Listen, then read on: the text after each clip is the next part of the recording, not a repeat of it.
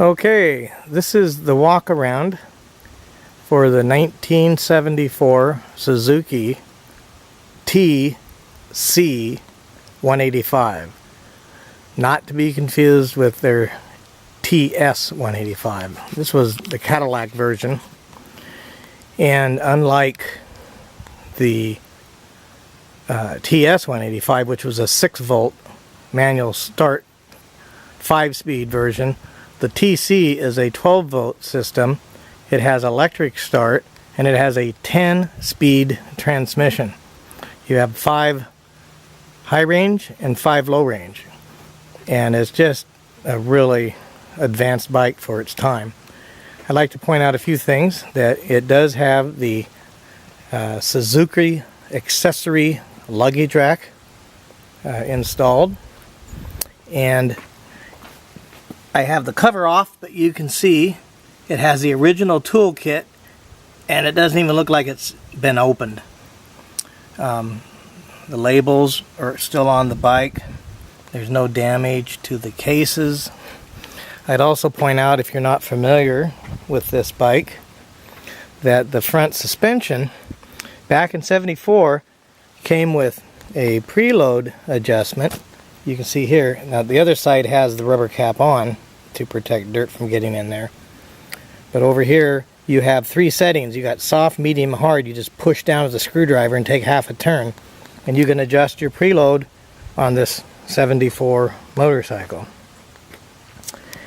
So when I got this and we decided to put it into the museum, I put on a new gold chain and sprockets just to look really nice, and you can still see a lot of the original white grease on the gold chain.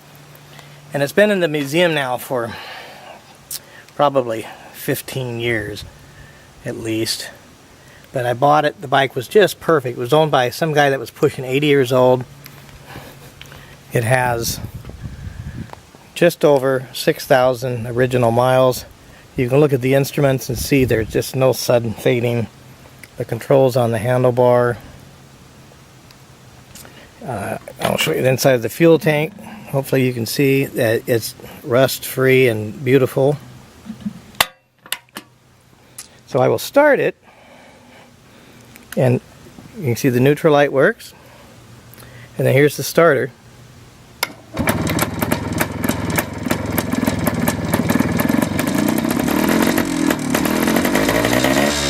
I'm not going to run it too hard and let it warm up a bit.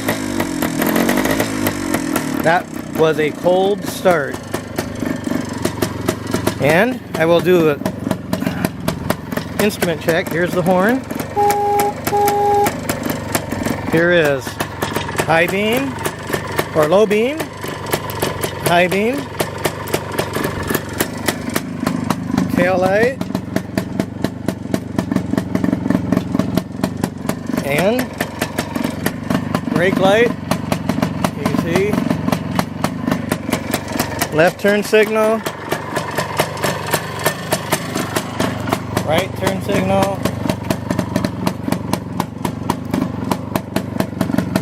left signal front, left signal rear, right signal rear, right signal front.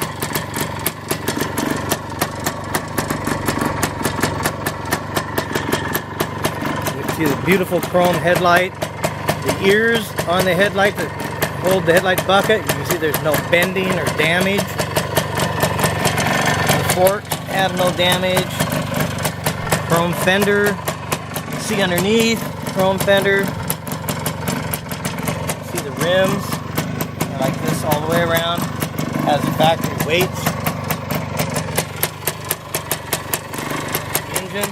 You can see the thing just was, I don't believe the guy ever rode it in the dirt, which is one of the reasons I bought it, because if you have a dirt bike, they're never the same once you take them off road. It has factory skid plate, and again you can see there's no damage on the engine cases. All the fins are intact.